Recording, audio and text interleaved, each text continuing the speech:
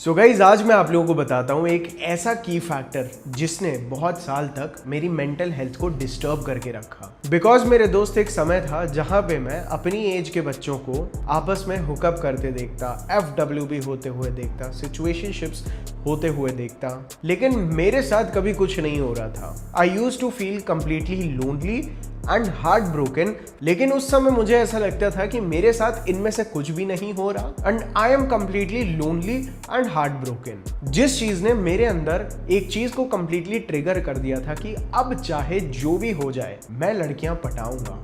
Now no matter what, मैं लड़कियों से बात कैसे करनी है, उनको मेरे में क्या पसंद आएगा, उनके साथ फ्लर्ट कैसे करना है और बाकी सभी चीज़ें उनके साथ कैसे करनी है, ये भले ही मैं कितना भी फेल हो जाऊं लेकिन मैं इस चीज़ को सीख के रहूंगा। क्योंकि उस समय मुझे ऐसा लगता था मेरे भाई मेरी लाइफ की सबसे बड़ी problem loneliness and being heart broken है कि यार कोई लड़की भाव नहीं देती। मुझे ऐसा लगता था this is my life's biggest problem. इसीलिए मेरे अंदर ये जिद आ गई और मेरे दोस्त जिसे आप गेम बोलते हो ना, मैं उसकी तह तक घुस गया। ये चीज तो आप समझ ही सकते हो और आप लोगों को भी उस तह तक लेके आया हूँ। लेकिन इनिशियली मुझे ऐसा लगता था कि मैं लड़कियों के साथ जितना इंप्रूव कर जाऊंगा, जितनी लड़कियां मुझे भाव देने लगेंगी, मेरे अंदर ना पीस आने लगेगा, मेरी इनसिक्योरिटीज कम होती चली जाएंगी। I will stop feeling bad about my self. But हुआ इसका बिल्कुल ही उल्टा।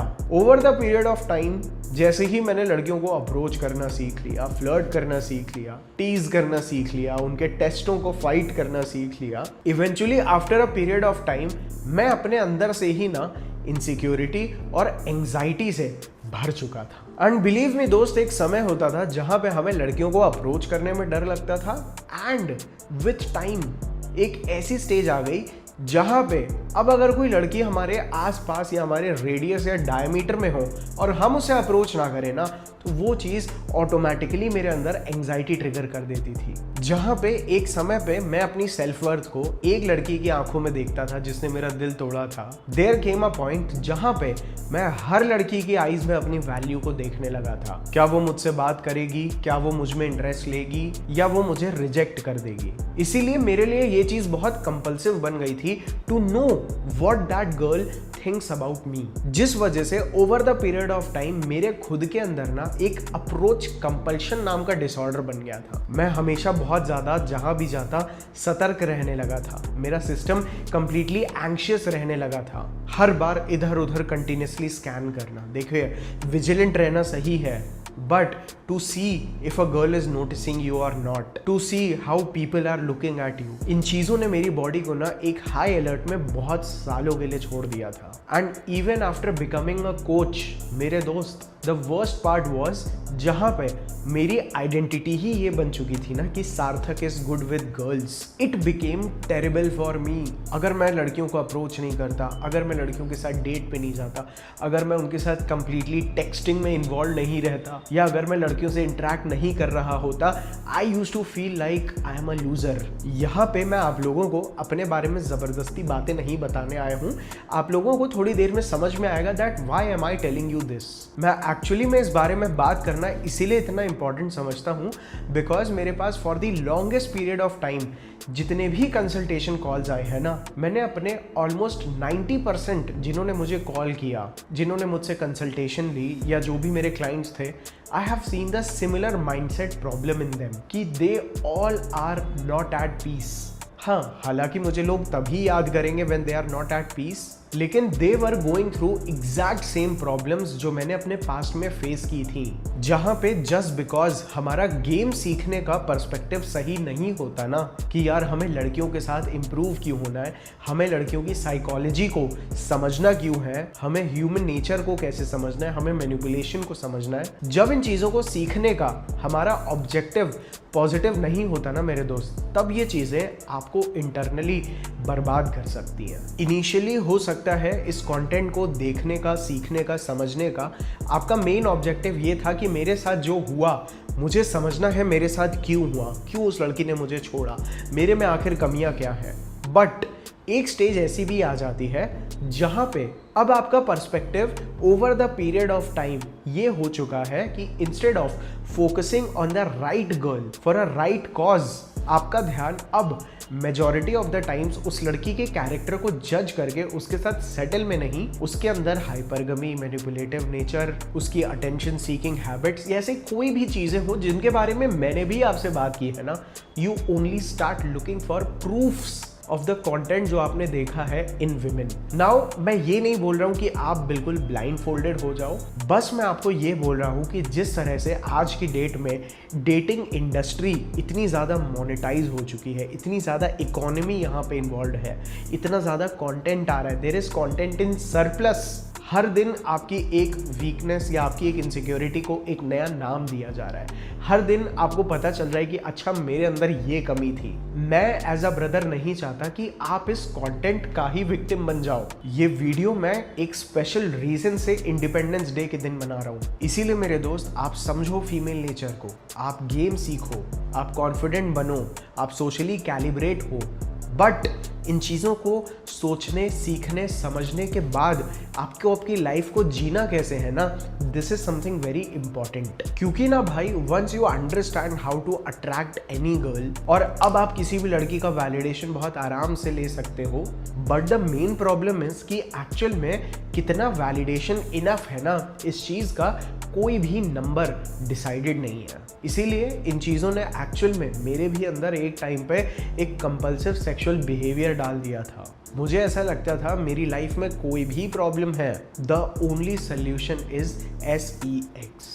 और जब मैं लड़कियों के साथ इंटरेक्ट नहीं कर रहा हूँ, डेट नहीं कर रहा हूँ, अप्रोच नहीं कर रहा हूँ, मुझे बस यही फील होता जा रहा था that I am continuously losing my value. मुझे कंटिन्यूसली यही फील हो रहा था कि मैं गेम में और अपनी वैल्यू में पिछड़ रहा हूँ। इसीलिए मेरे भाई, आप कोई भी कंटेंट देखो, आप कुछ भी सीखो, लेकिन वो सभी चीज़ें ना आपके लिए एक ब्रिज होनी चाहिए, एक टूल होना चाहिए, but that should never be your life. आपको खुद से समझ में आ जाना चाहिए कि आप कब ग्रेजुएट हो चुके हो, बिकॉज ये वीडियोस डेस्टिनेशन नहीं है। बिकॉज इस इंडस्ट्री में आपको रोज एक नया कंटेंट, एक नई थ्योरी, एक नया टूल, एक नया ब्लूप्रिंट, एक नई इनसिक्योरिटी मिल जाएगी। अरे ऐसे रिप्लाई कर रही है, इसका मतलब इंटरेस्ट खत्म। अगर ऐसे कर रही है, इसका मतलब she is trying to manipulate you.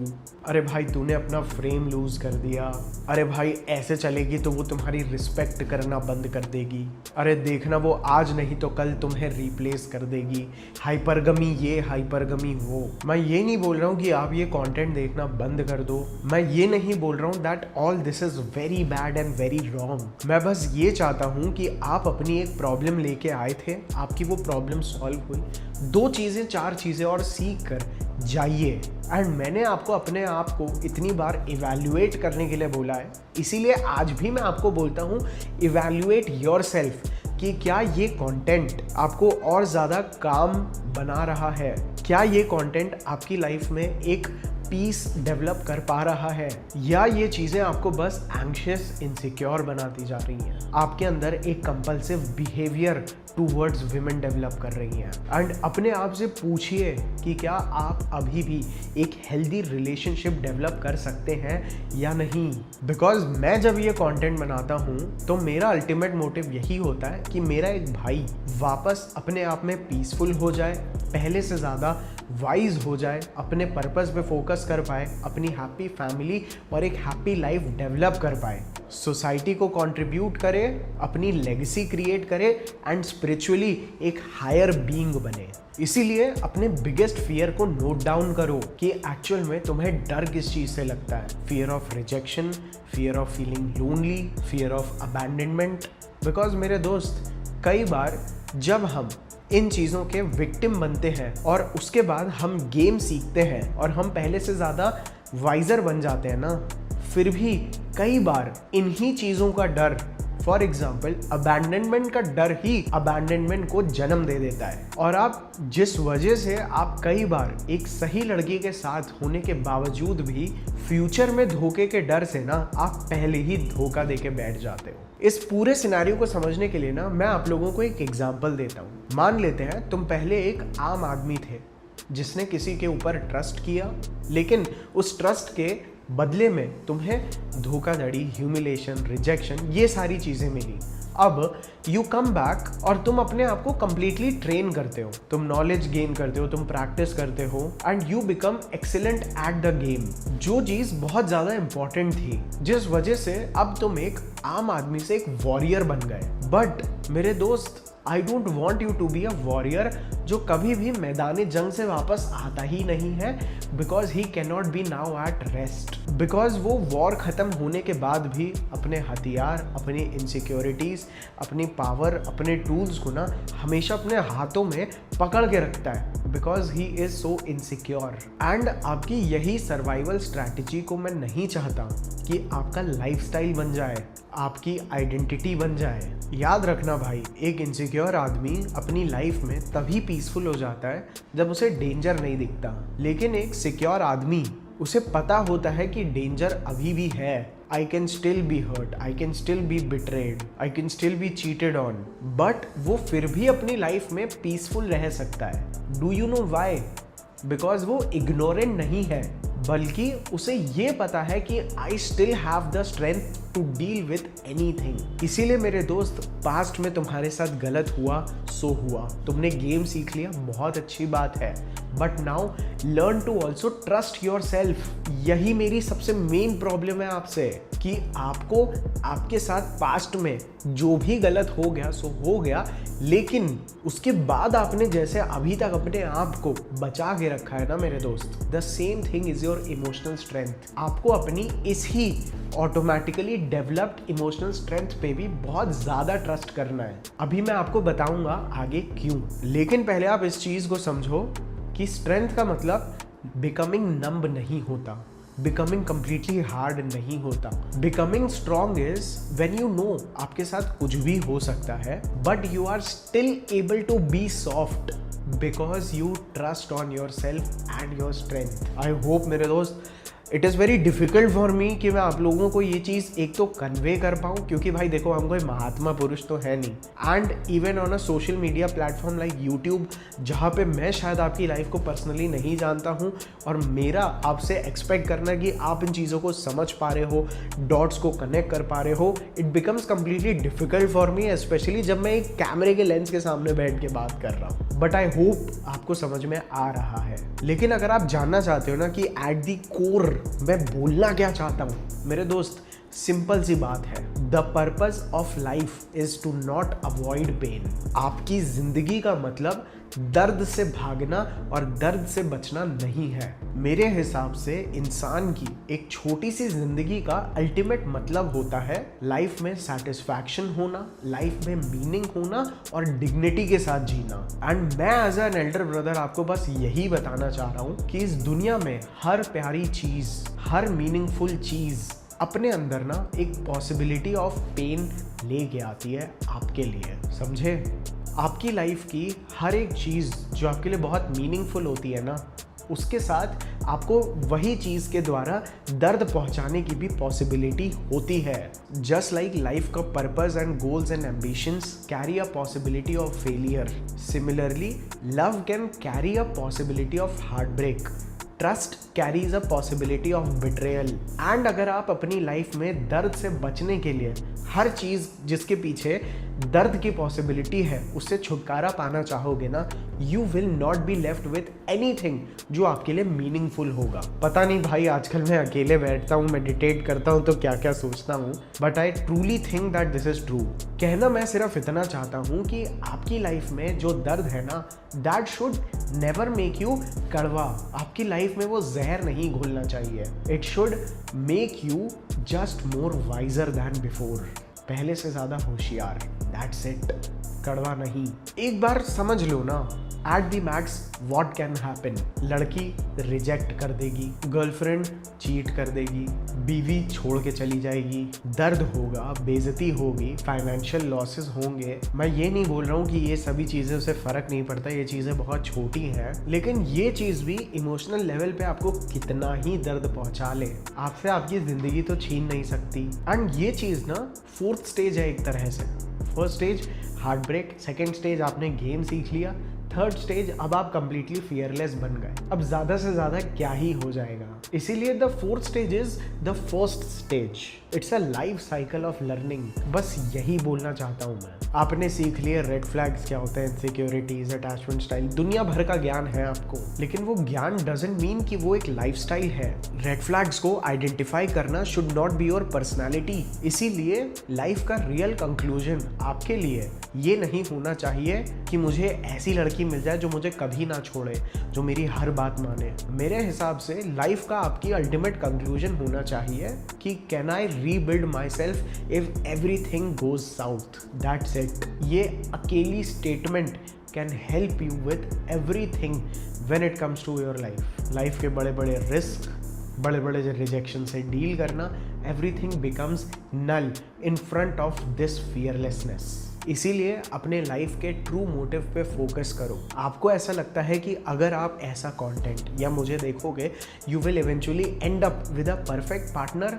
मेरे दोस्त, what if I tell you कि आपके लिए परफेक्ट लड़की कौन है ना, इस चीज़ को देखने और समझने का खुद का नज़रिया एब्सोल्युटली गलत है। Like it can be wrong, because अक्सर हमें वही लड़की चाहिए होती है जो हमारे somehow old desires and triggers या वूंड्स को एक्टिवेट करती है। किसी लड़की में हमारी choice can be decided by multiple things, हमारे दोस्त, हमारी family, there are a lot of other things which can actually make you feel कि लड़की में क्या होना इंपॉर्टेंट है और क्या जो एक्चुअल में इंपॉर्टेंट था आपने उसे इंपॉर्टेंट समझा ही नहीं। और एक लड़की के साथ कंपैटिबिलिटी कभी भी डे वन पे नहीं बनती। What if you are only so insecure कि आप एक्चुअल में किसी लड़की के साथ रहने लायक नहीं हो। When it comes to a good girl, insecure लड़की में भी आपने प्ले बॉय वाली गेम सीख के इमोशनली अनअवेलेबल हो चुके हो to keep her attracted to you.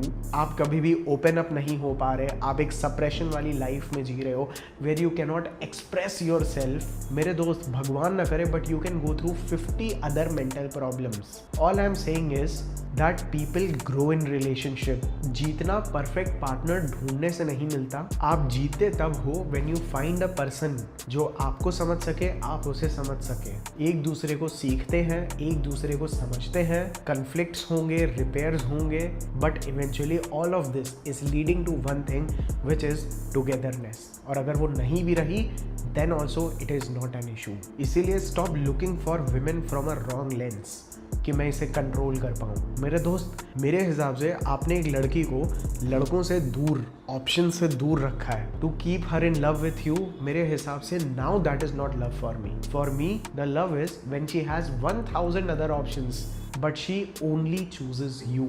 Game के थ्रू आप ये सीख सकते हो कि कैसे मुझे कोई भी लड़की ना छोड़ के जाए, लेकिन अगर आप स्ट्रेंथ को समझ गए ना तो किसी का जाना आपको कभी बर्बाद नहीं कर सकता एंड कभी करेगा भी नहीं। So you are scared of nothing but you are still scared. So भाई, आई होप आप लोगों को ये वीडियो समझ में आया है। बहुत सारे लोग जो मुझे ढंग से नहीं जानते, शायद वो इस वीडियो को एक गलत तरह से ले लें, बट आई होप कि मैं अपना एक इंटरनल पर्सपेक्टिव आप सभी के सामने रख पाया हूँ। अगर आप अपनी शादी की प्रोसेस में हैं where you are navigating girls और आपको समझ में नहीं आ रहा है, देन आप मुझसे नीचे दिए गए लिंक के साथ ऑनलाइन कंसल्ट कर सकते हैं। याद रखिए, I do not teach you to how to get your ex back और how to chase a girl, but I hope आप लोगों को ये वीडियो पसंद आया होगा। भाई मुझे जेन्युइनली कमेंट करके बताना। I will see you all in my next another video. I love you all. Bye.